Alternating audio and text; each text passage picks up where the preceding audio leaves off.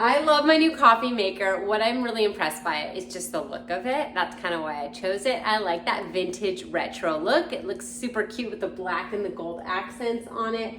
And it's so easy to use. Let me show you how you make some coffee with this coffee maker. Step one, you're gonna open the lid up. Inside, you're gonna find the little filter, and there is a scoop in here as well. And then you just scoop your coffee into this. All right, so my coffee is in the filter. Then we're gonna add the water. I'm just doing my own personal cup this morning, so I have my water pre-poured in here, pouring it into the tank. And then you're just gonna put that back. Close it on up. Now this part's really cool. On the knob, there's single bean, double bean, triple bean, and it's basically you get to decide. Do you want it to be light, medium, or strong and robust? So I'm going strong on my coffee this morning.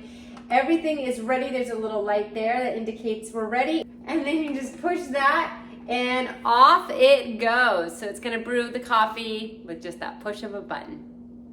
I love how stylish this is. Even the handle with that wood look on it looks so cute. This is the water tank area. The top view, there's that knob that you push to start.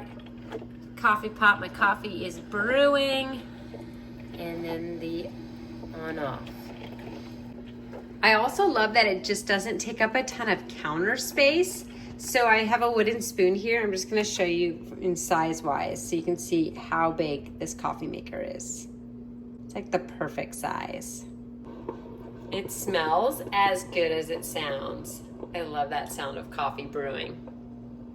All right, and now for the taste test.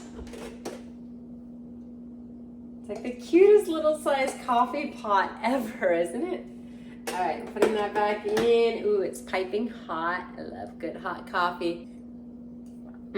It's delightful. And what's super cool is it will keep the temperature for the next 30 minutes too. So I don't have to rush and drink my coffee. It's gonna keep it nice and warm.